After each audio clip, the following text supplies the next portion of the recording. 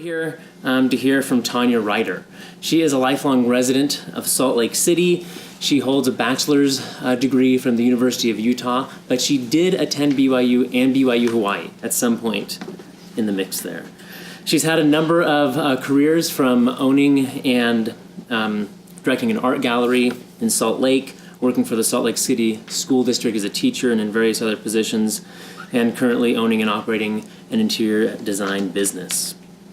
She's the author of two recent journal articles. In 2017, the Journal of Mormon History published her article, Black Saviors on Mount Zion, Proxy Baptisms and Latter-day Saints of African Descent. And then, as Jay already mentioned, in the summer of 2017, the Utah Historical Quarterly published Red Slave Histories, Family, Race, and Sex in Pioneer Utah. What he did not mention is that this was awarded the Dale L. Morgan Award from the State Division of History from the state of Utah. So this article has won her 2 awards. So please join me in welcoming Tonya.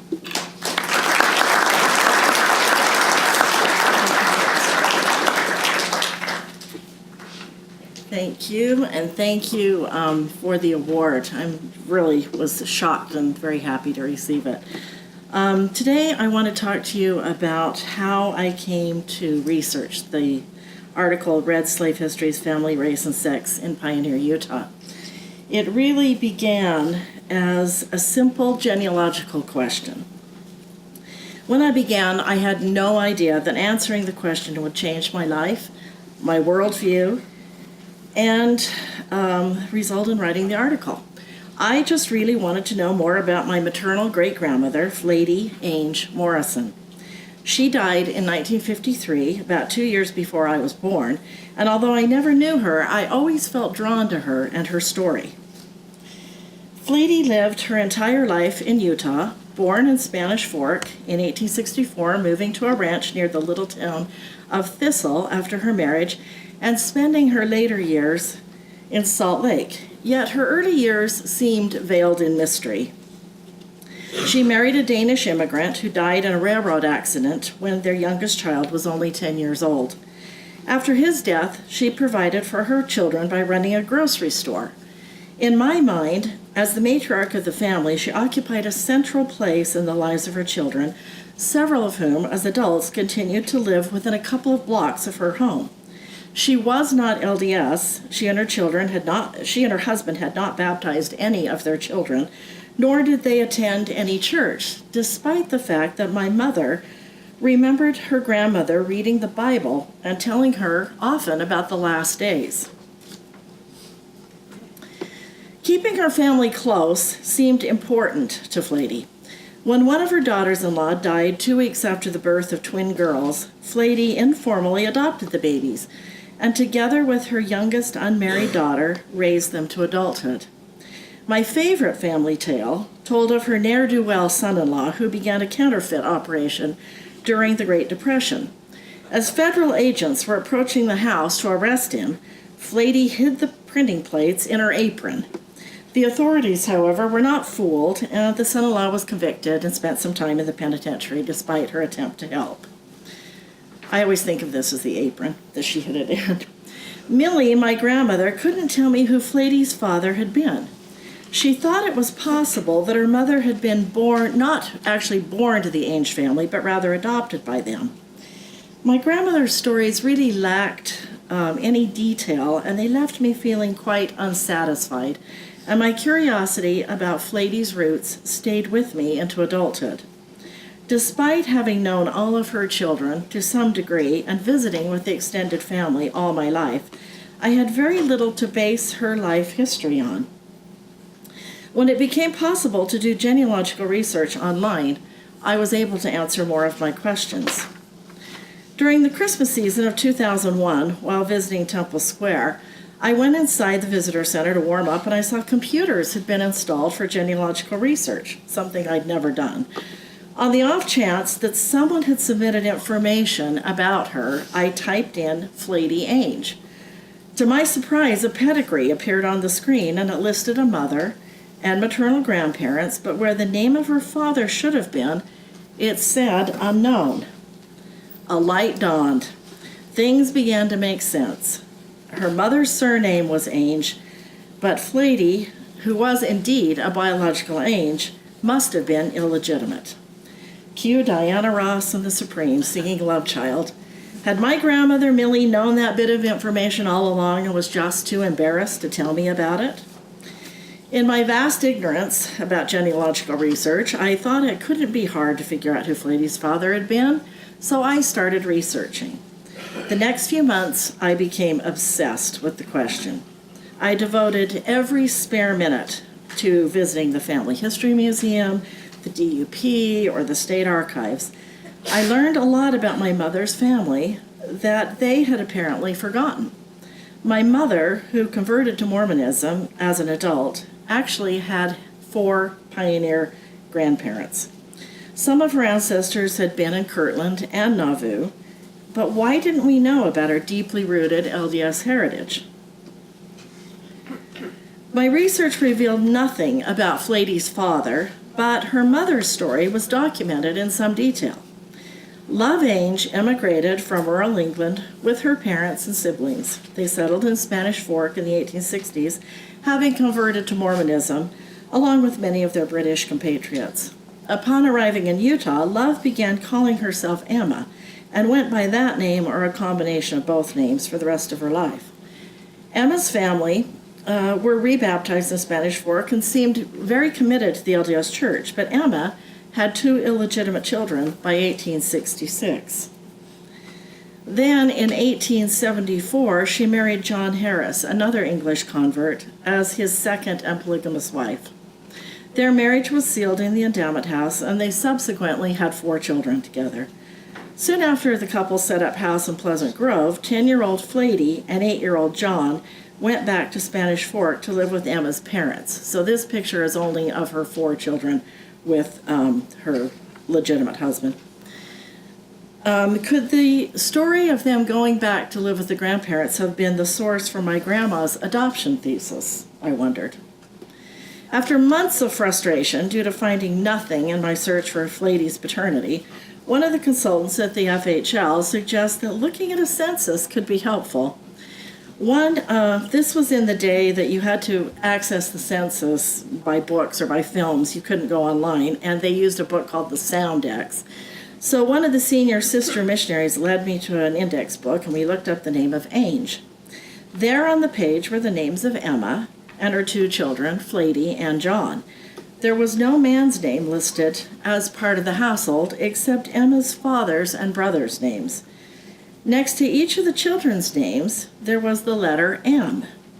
The missionary looked at the listing and let out a little gasp. If she'd been wearing pearls, she would have clutched them. "Oh my, there's an M by your name, your great-grandmother's name." Well, I saw it too, but I didn't know what it meant. Oh dear, she said, "that means mulatto." I responded, "Well, that could be right. I don't know who the father of the children actually was." To which she added, "But your eyes are blue." Well, despite my flip answer to the missionary and my attempt to act as if this news was the kind of thing I heard every day of the week, I left the library with my heart pounding and my thoughts reeling. The Salt Lake City I knew in the 1950s and 60s was a place full of the descendants of LDS English and Scandinavian converts, and I'd always felt very much at home with my blonde hair and my blue eyes. Before that day, I would have said that I had no racial prejudices. But at that moment, when I learned this truth, all the assumptions I had ever made about Black people or Black culture began running through my head. All the jokes I'd heard at their expense came back to me, as did the comments some of my older relatives had made about mixed-race couples. The irony was not lost on me that we actually were the product of just such a relationship.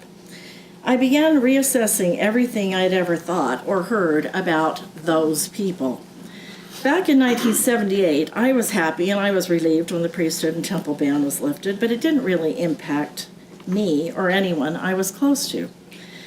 I'd gone to high school with quite a few Black kids, but none were in my immediate circle, and frankly, I was shocked to learn that there were any Black people in Spanish Fork, Utah in the 1860s, let alone one who was my great-great-grandfather.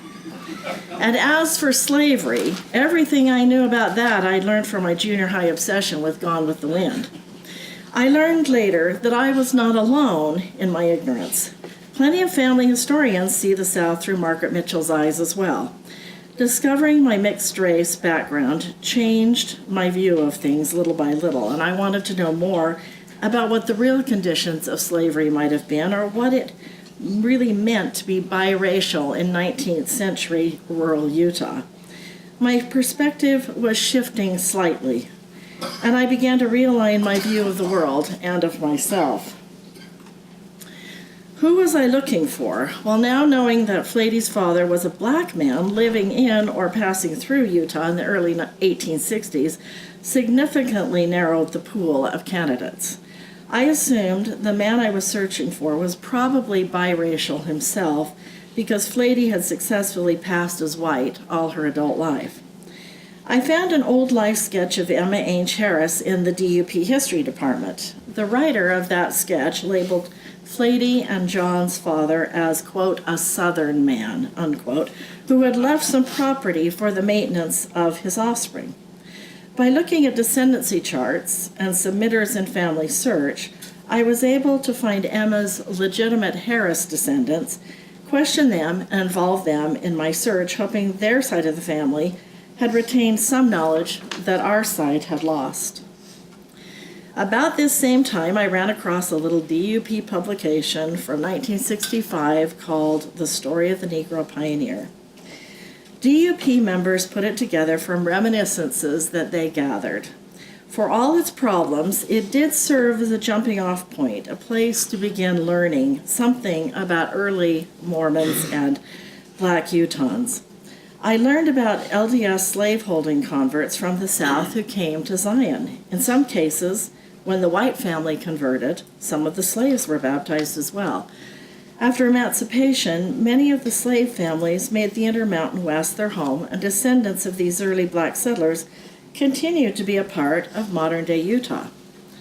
I didn't know if I was looking for a slave or a free black man, so I researched all the families and people I could find any information on.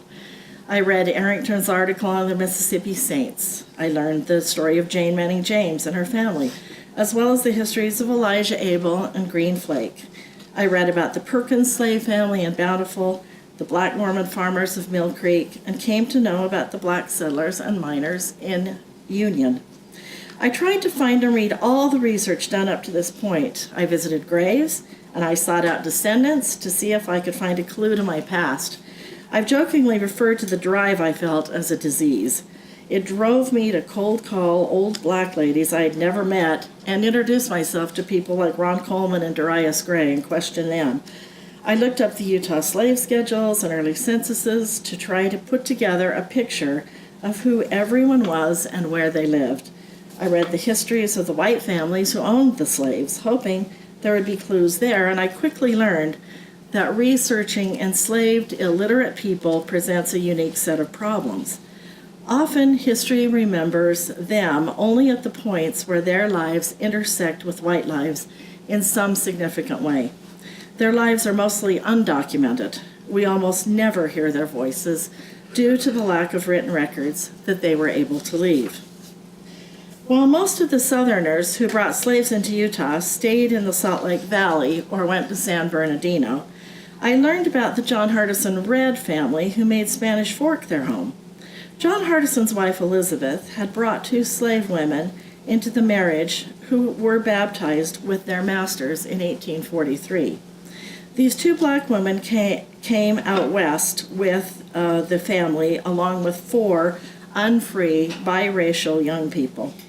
One of these, Luke, said to be the son of Venus, was about 22 when they arrived, and stayed connected to the Red family after they settled in the Spanish Fork River Bottoms area. There were several reasons that Luke seemed to be the best candidate to fill the role of Flady's biological father, but I had no real evidence to validate the guess. Somehow, I don't remember how, I realized that I should go to the LDS archives and see if they held anything that would help me. And when I arrived completely at sea, my neighbor and church history expert Ron Walker saw me and asked what I was doing there. He pointed me to the Spanish Fork Ward minutes and helped me to order the film. And as I read them, I found the record of Bishop Albert Thurber thundering his disapproval of the men in his ward and threatening that heads would roll if Miranda Red became pregnant again. The record didn't mention Luke, but I held on to this bit of information about this red slave and began to research her life as well. After 3 or 4 years of research with no hint of what the late Bill Hartley called a hallelujah moment, I lost enthusiasm for my research, and I resigned myself to accepting the fact that I might never know the identity of my black great-great-grandfather, and I stopped looking for him for over 10 years. Then, in June of 2014, I looked at my family tree on Family Search, and I was shocked to see that someone had named Luke Red as Flady's father. Either someone took a giant leap with no evidence, or had discovered something new. I was hoping it was the latter. Mike Harris, one of Emma's descendants, had found a new reference to Luke Red and Emma Ainge in the church history library catalog. He'd gone on researching my family even after I'd gotten discouraged and abandoned it.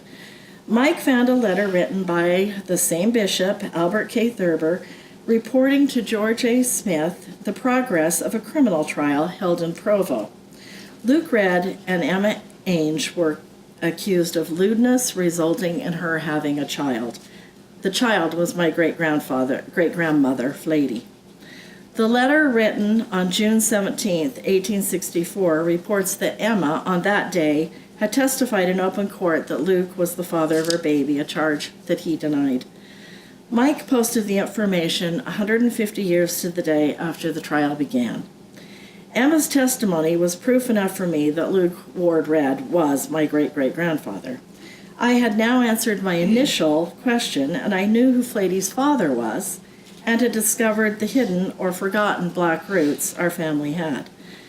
That heritage and the circumstances of Flady's birth seemed also to answer the question of how my mother's family came to have no connection to the LDS Church, despite its deep pioneer roots. 19th century Mormon leaders found miscegenation not just distasteful, but harshly condemned it and its offspring. These attitudes, I thought, set Emma's first 2 children on a trajectory that took them away from the LDS Church. I suspect they never completely integrated into the church and community of White Spanish Fork. I have not been able to find records of baby blessings or baptisms and confirmations for either Flady or John. The next question that loomed large, of course, was who was Luke Red's father? I was not the only person who had taken notice that the 1850 census listed the 4 young people bonded to the Reds as being yellow. Venice and Cheney, the 2 older women, are called black, but the younger slaves must have been biracial and light enough in skin color to look mixed. For a long time, the Reds thought Sam, the one young man on this census, was actually one of the slave children, but apparently he was probably an indentured servant because he was set free at the age of 21. Red family histories verified the fact that these children were lightly colored by talking about Luke's light eyes and light hair. And while none of the Red family historians speculated in print that John Hardison might have fathered Luke, Miranda, or Amy, some family members had suspected this might have been the case. Once I had this evidence that Luke was my ancestor, I could use genealogical DNA testing to see if it linked me to the Red family. But the only definitive way to establish paternity is through Y DNA testing.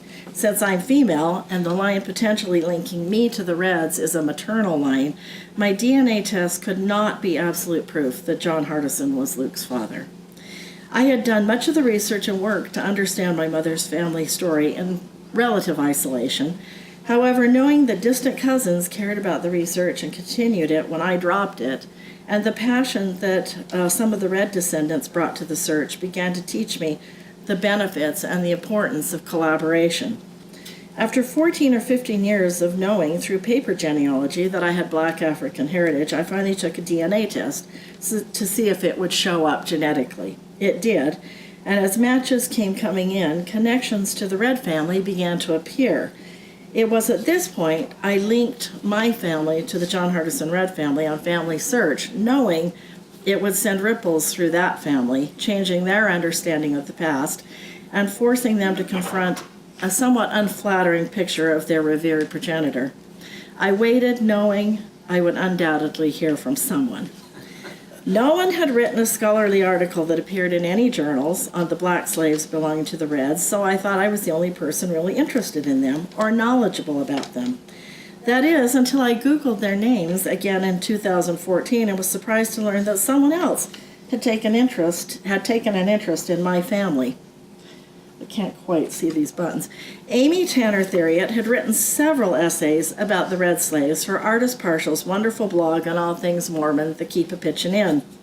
I immediately contacted Amy and found someone who was afflicted with the same disease I'd been enjoying, the need to know and research early Black Mormons and Utah slaves. It was Amy who took it for granted that I would write my research into a publishable article. And she asked me one day which journal I was considering submitting my work to.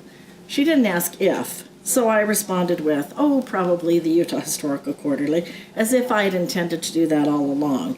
Well, I shocked myself a bit, since I hadn't written a paper since I left college in 1982. What was I thinking? But I felt committed to the process, and not knowing anything about the process, that was easy. I told Amy I'd read everything on Utah's early Black men and women. She asked about a few newer articles written between 2002 and 2015, and actually I discovered I hadn't read everything. I had quite a bit of catching up to do to understand the status of current research and who some of the newer scholars are. Amy's personality and style couldn't be more different than mine, making her a great sounding board. Her research skills and her meticulousness are inspiring, so it's been extremely beneficial for me to have her help, and especially her encouragement. Again, the beauty of collaboration.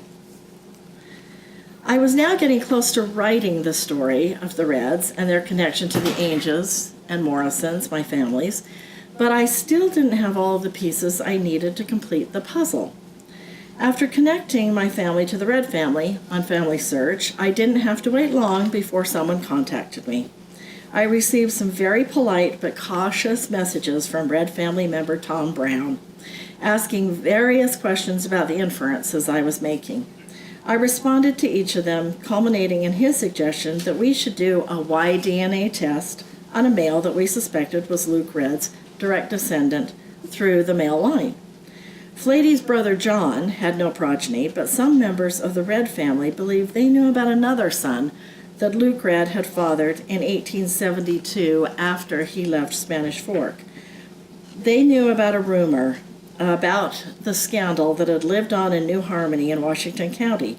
The mother of Luke's baby that time was a married woman whose husband was confined to a mental institution at the time her last son was conceived and born. The Reds had known about this possible connection for years, but they had the good manners not to dig into the sordid details of the distant past. That is, until I came along. And I knew that we had to test this man. We had to test one man, at least, from Mary Ann Pace Goddard's youngest son, someone who descended from George Clarence Goddard, to validate the theory that John Hardison Red had been the father of his biracial slave, Luke. I've never been accused of shyness, but this part of the research was going to be a big stretch for me. First, I had to get the story out of the woman who knew the story, Rolane in New Harmony, who was very reluctant to relate it for a number of reasons. It was not a pretty story, and she did not want to be the person who brought it to light for publication. Next, I would have to learn who Clarence's living descendants were, contact at least one of them, and ask him to agree to do genetic testing. I thought I could do that, and I did do it, but not without consequences. Horace said, "Nothing is beautiful from every point of view." When I contacted Clarence's grandson, I began to see in a powerful way that perception plays a huge part in the way we write, remember, and understand history and reality. While I had very much enjoyed discovering my Black heritage and loved to talk about it to anybody who'd listen, I had escaped all the negative aspects that could be associated with it. In meeting the Goddards, I learned that if I'd been a few years older, and my family had stayed in the little community that knew their story, like they had, my experience would have been very different, regardless of my skin color. Clarence's grandson had suffered under the LDS one-drop rule and was denied the priesthood as a 12-year-old boy based on rumored African ancestry. When I blithely called him out of the blue and asked if he would agree to testing, he said yes, but then all of the trauma of his teenage years began coming back to him. When he had met his future wife, who wanted a temple marriage, they had worked with a kind, understanding bishop who sent someone to New Harmony to investigate the rumor of his family's ancestry. No one there in New Harmony was willing to swear that he knew that Clarence Goddard had Black African ancestry, and that negative testimony, combined with the grandson's patriarchal blessing, declaring an Israelite heritage, made the bishop comfortable enough to issue a temple recommend to him in the early 1960s. This grandson had never looked back until I called him. He did do the test, which proved he was John Hardison Redd's direct descendant, but in the end, we also tested his nephew, the man on the right, Gary, who was much more comfortable with my publishing the results of his test. The New Harmony chapter of the Red Slave story was an essential part of the narrative and of Luke's life. Having found Bishop Thurber's diatribe years before in the Spanish Fork record, I had continued to research Miranda's life and now went back to her story and the stories of the other slaves. I wanted to find one of Miranda's descendants to see if she might have also been John Hardison's child, but the search for her surviving son was futile until I finally read the probate record that Matt Hawkins, a Red researcher, had provided years before. I got the name. The name was in the probate record, and when I looked up the name, I realized I had been looking for a Black man, but Miranda's son had been 3/4 white and had moved to Salt Lake and passed into white society. It appears he had no children, however, so while it's probable that Miranda is also a biological Red, it is not possible to prove it with DNA evidence. Now, how to wangle all of this information into a readable narrative? And footnotes. They intimidated me most of all. I wrote a couple of rough drafts, one of which Ron Walker was kind enough to read and analyze, and it was terrible. But he encouraged me and he gave me guidelines and he told me that I should keep at it because it was an important piece of social history and it deserved to be published. I kept working on it, building on other people's research whenever possible, and I finally submitted a draft to the editors of the Utah Historical Quarterly. What I supposed would be a 2-month process dragged out to 2 years. My ancient historical training had taught that my job should be to write the facts and not take sides. But that was not what they wanted. I really didn't want to make judgments based on my view now back on these ancestors, and I really hoped I could write this story and avoid thinking or writing about race in the LDS Church. When I received the peer review comments, it was clear that I would have to rethink my approach. The editors thought it would be a good idea to use older family and DUP histories as a way to compare their more sanitized version of the past to what we now knew was closer to reality. It made me uncomfortable to criticize the perspective of Red family historians, but it turned out to be a useful approach to clarify what I wanted to say, and in the process, I actually developed a healthy respect for their careful research and writing. The UHQ editors also introduced me to another important concept, entering the conversation. My first reaction was, is there a conversation? And who wants to hear from me? The peer reviews acted as a crash course in what the conversation is and what I had to do to enter it. More reading, more rewriting, so that I could show I was aware of the recent research. One of my peer reviewers had been Dr. Paul Reeve, the man in the middle, who has been another invaluable mentor. It took some time to understand that a necessary part of historical writing involves opening up to others' opinions, criticisms and having enough confidence in my own research to allow others to question what I thought. A thick skin is essential, as is respect for differing views. Just when I thought I was ready to turn in a new draft, a new piece of information would appear, making changes necessary.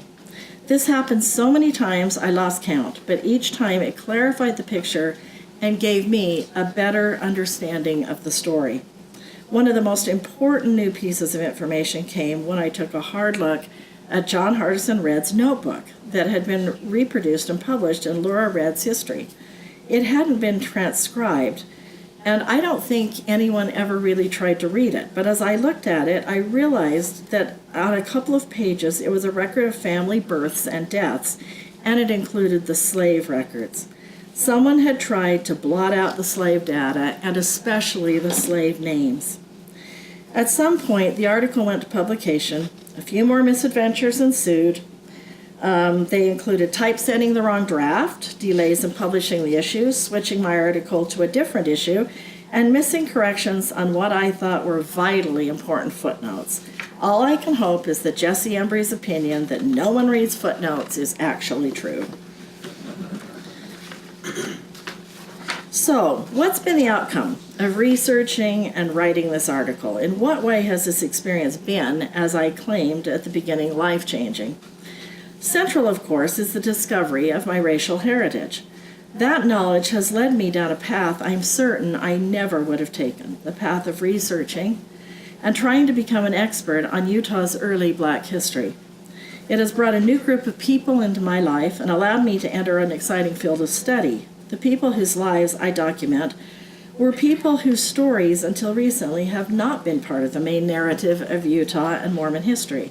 We've not celebrated their contributions on Pioneer Day, and their shadowy figures are there in the histories, but until we understand who they really were and their relationships both to the church, their white neighbors, and in the case of slaves, their masters, we cannot really fully understand our own history.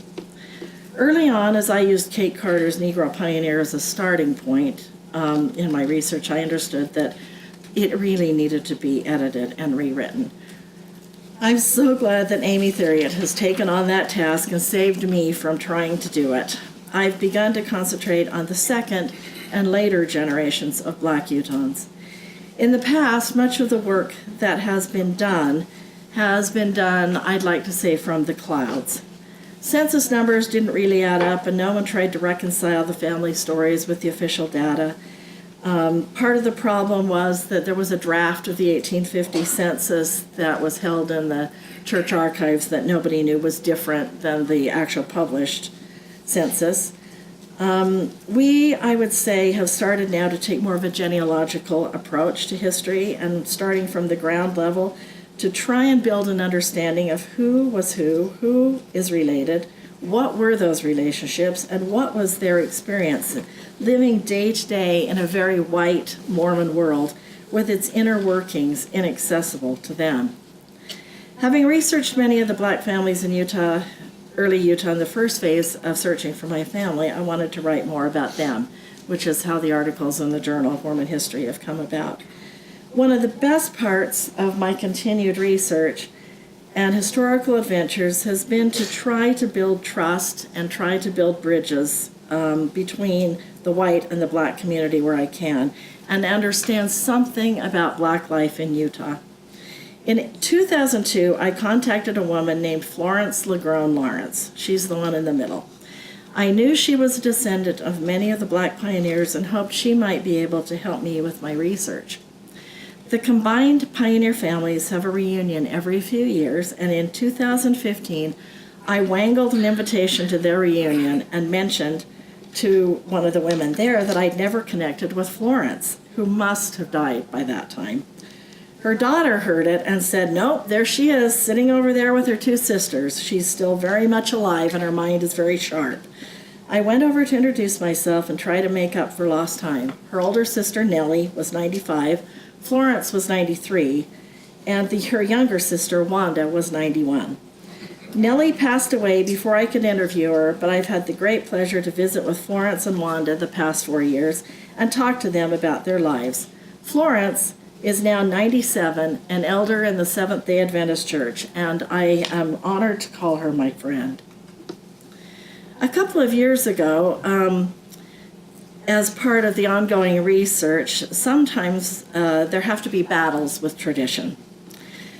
Amy and I heard that the DUP was planning to take the offensive language out of the Negro Pioneer and republish it. We decided it would be better if we met with Maureen Smith, the former Queen of the Daughters, as I like to call her, and to convince her that the language was the least of the problems with the book. The real problems concerned the viewpoint and the historical accuracy of the late reminiscences that comprise it. Inaccurate traditions are hard to combat, and sentimentality runs deep in the Negro Pioneer. When Amy mentioned that the working title of her upcoming book included the words "Slaves in Zion," President Smith's response was, "Must you use the word slaves in the title?" Amy and I glanced at each other and both at the same time said, "Actually, yes, it is." The goal is to tell the story accurately and honestly, despite the discomfort former slave-holding LDS families feel, and all of us feel, as we confront a difficult history. Speaking of slaveholders, as word spread through the Red Network that there were descendants of their family slaves still living among them, and as they learned the most difficult news for them, that John Hardison Red had fathered at least one of those slaves, members of the family came to grips with all that meant. There have been a few holdouts whose names will not be mentioned, but mostly the family has accepted my existence and all I represent. In fact, Jan Garbat and Mason Red, who helped to run the family organization, have embraced me and given me a place on their board, and all I've asked for in return is reparations in the form of grave markers for the Red slaves. I feel I've gained a new family, and they feel, I think, that they've gained black cousins. I hope to do more research on the Hancock slaves that came into the Red family, and if possible, discover how the Liberian Red family ties in. I tried to Google the John Hardison Red Family Organization one day, but used .com instead of .org. Up popped the pictures of these people, an alternate Red family, the Liberian Red family. They trace their roots to a repatriated couple who had been held in slavery in Onslow County, North Carolina. If you look at the blue t-shirts in the middle, you can see that they have a crown on North Carolina, and they've spotlighted Onslow County. So far, no luck figuring out the connection. That's one of the research tasks yet to come. Studying Utah's Black history has also put me in contact with some wonderful people, one of whom was the late Bill Hartley. I've taken on a project that I think of as a legacy from him. He wanted to write a short biography of Samuel Chambers, but wasn't able to finish the research and writing before he died last year. I've inherited his research materials, and I hope to publish the story in his honor. The picture on the lower right is his 75th birthday with two of Samuel Chambers' descendants. I currently have the opportunity to work with Paul Reeve on his Century of Black Mormons website and write biographies of these people who have been called mythical creatures. It has been a wonderful experience to work closely with him and other contributors. The goal is to identify, name, and remember Black Latter-day Saints baptized between 1830 and 1930.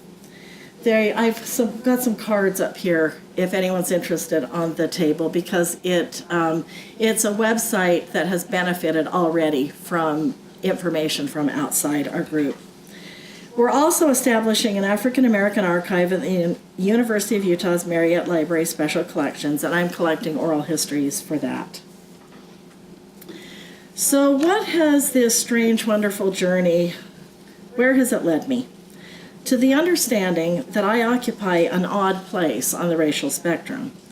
There's no question that I'm white, but I can't ignore my Black heritage. I've joked about the 3% angry Black woman I carry inside me, and she sometimes makes herself known and tells me things I'm not really aware that I even think. Despite hoping to ignore it, I have had to struggle with the former LDS stand on race and some of its consequences. I know my family has missed something irreplaceable by passing, and I strive to understand some of what that is. I know many Black Americans feel anger and they feel rage when they learn their family's history.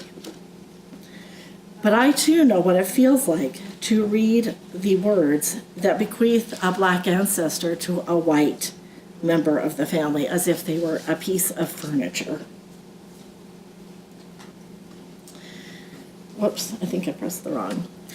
To bring us full circle, back to my great-grandmother Flady, I sometimes see a picture in my mind of the women of my family who have gone before me, standing something like these Kathleen Peterson paintings, my mother standing next to her mother, my grandmother, her great-grandmother, and finally Venice and her mother Amy. And there are many shades of skin color, from white to darkest brown, all standing together, connected, and acknowledging, finally, their ties to each other.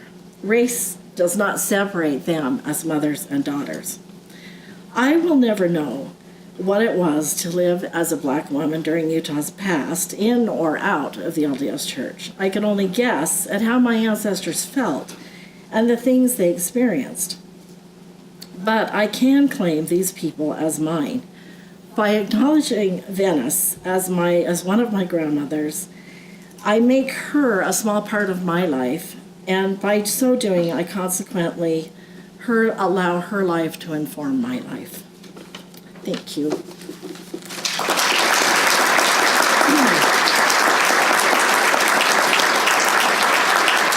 you have any idea what became of Luke? Do I have any idea what became of Luke? Yes, we do. For a long time, we knew that he had gone to California because he shows up in the voting registers in California, in the mining areas, Colfax County and those areas. And one of the, after we made all this connection, one of the Red family actually found his death record.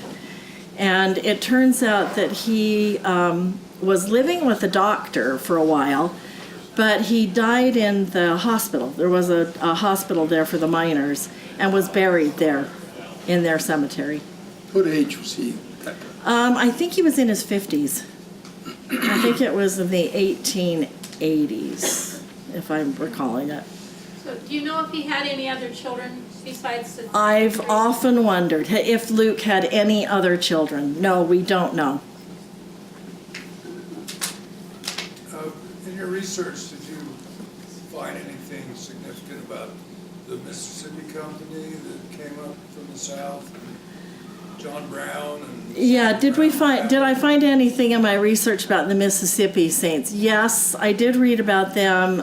Amy Theriot's book that's coming out is dealing specifically with the Utah slaves and the white and Black families that are involved in Utah slavery. So, do we have a date yet? We don't, do we? She said she wanted to get it into the 2020 catalog for the University of Utah. So hopefully within the next couple of years, we'll see that. She's been working on that book for about 4 years. It's been a huge project. also, is there any kind of connection with the Cherokee in that? Any connection with the Cherokee? Not that I know about. With the Red family. Do you know some of the legends of Luke inside the Red family? I've heard a few legends about Luke that the Red family has told. Do you want to mention any of those? Well, this is a story I heard. When my great-grandfather, Lemuel Hardison, was 9 years old, he was given Luke, who was about 13 or 14 something, as a personal slave. Yeah. And And they were together a lot. Apparently my great-grandfather learned how to make shoes, learned how to do stuff from this older companion he had for those years. Anyway, that's all I know. He was talking about the stories that have remained alive in the Red family about Luke and Lemuel Hardison's relationship with each other. The story is that Luke was given to Lemuel when Lemuel was about 8 years old, and that he was supposed to guide Lemuel and teach him how to do things around the farm, and apparently maybe taught him to make shoes and some other things. I think that a lot of things come through in the Red Histories, one of which is that it seems as if it's sort of unwritten, but it seems as if Lemuel really made sure that Luke was taken care of. And what I mean by that is after Luke fathers these two children in Spanish Fork, suddenly he's gone and he's in New Harmony. And I think that probably Lemuel facilitated that and got him to New Harmony and helped him set up again in New Harmony. And then when he has this third child in New Harmony, it was almost like, okay, you know what, it's time for you to move on somewhere else. But one of the last pieces of information that came up right before the article went to press was the distribution of the property. And that record was actually in a different, one of the other family members held it and donated it to the Church History Library. And just as one of the last things I did, I put John Hardison's name in again, and this came up. And it was actually Lemuel and John Hardison's second wife. What was her name? Somebody help me. The young wife. Anyway, he married a 16-year-old girl after Elizabeth died. And they had a child together, and then he died very soon after this child was born. I think the child was only about a year old. So when he died, it was actually this widow and Lemuel that distributed the property. So it was really Lemuel that gave the property to the slaves. And by giving them that property, it's obvious that he considered them to be free by that time. And that was in about 1859, maybe 1860, before they were legally freed. So that may have been in John Hardison's mind. Lemuel may have just done what he thought his father wanted, or it may have just been Lemuel who wanted that to happen. But it seems to me that they did have a fairly close relationship. The irony of it is that they're half-brothers. And they probably knew that, I think. Because I think that's part of why Luke acted the way he did at times. There are stories that he was, if we want to say uppity, he didn't really follow the conventions. He would flirt with white women, he would do these things, and he must have known, I am also the son of John Hardison.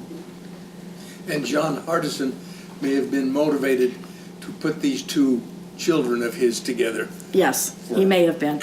The other thing that I found sort of significant is that Luke ended up carrying the Ward name as his middle name, because the Wards, I think, were actually part of Elizabeth Hancock's family. But Luke was born within days of a child born to Elizabeth. So they were both born the same month, January, in 1828. And the legitimate child, John Hardison and Elizabeth's child, died, but Luke lived. The fact that they were half-brothers is probably not surprising because that happened a lot in the slave culture. All you've got to do is to look at Thomas Jefferson's wife and his wife's half-sister, who was given to her to be her personal domestic slave. Yeah. And this will be the woman that Jeffrey looked a lot, apparently, like her half-sister, and is part of the explanation for why Thomas Jefferson was so taken by her and sired several children by her. But this was very typical to have a half-sister that was a slave or a half-brother, and she's talking about the relationships within slave culture and the white masters having children with their black slaves, specifically the Jefferson episode. What I would really love to find, but I know I'm not going to find, is a diary by Elizabeth. Elizabeth Hancock Red. I would love to know how these women coped with it, how they saw their husbands having children with their slaves, and somehow just went on living together. The other thing I find really sort of interesting is after they got to Spanish Fork, they were all living in a little tiny place together at the fort. And so, the family was living in very, very close quarters, black and white together, all these different relationships going on.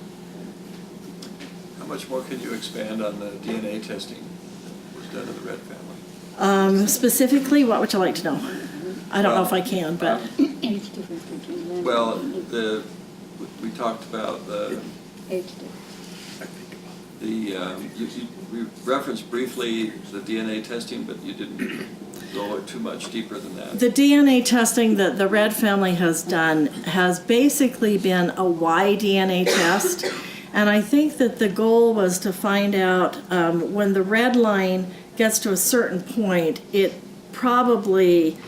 stops being called red, and there's a lot of evidence that Rudd is the family's name, and so I think the point was to try and test people with the last name Rudd, to see if we could see these markers were the same and that the family is all the same family.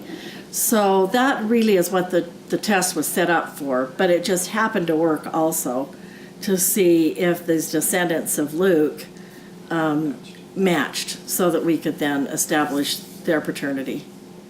The Liberian Reds that I mentioned, one of them has been tested. He does not link in to the white Reds, but I haven't upgraded his test to find out if he's related to me. My suspicion is that family probably came from one of John Hardison's cousins. They're probably a slave family owned by one of the cousins, not John Hardison. So did John Hardison have his own slaves or just his wife's slaves? It was just hers? The family, the question is whether John Hardison had his own slaves. The family tradition has sort of been, I think, that John Hardison had slaves. When they moved to Tennessee, that he had a big plantation and he had all these slaves. And then he sold them or freed them. I think the family story started out that he freed them. Excuse me, before they came out west. There is no evidence of that. As far as I've been able to tell, in the older censuses, the only slaves that were there are these, that were Elizabeth's. Elizabeth's father had quite a few slaves, and he divvied them up amongst the family. So Elizabeth got the two women, who actually, I don't know if I mentioned this, were sisters. They were sisters, and so she ended up with Cheney and Venice, and then, Cheney and Venice had children. One of the interesting things about, while you're asking about the slaves, in John Hardison's notebook, where the names were crossed out, there is a boy named who is, what he writes is something like, Amy, daughter of Cheney, was born on, and then gives the date. He mentions another boy in that slave list who is the child of one of the Hancock slaves. Are you following this? It's kind of complicated, but the Hancock slave, Mariah. As far as I know, John Hardison and Elizabeth never owned Mariah. But, the families were living close together, and I don't know why he mentions that particular child.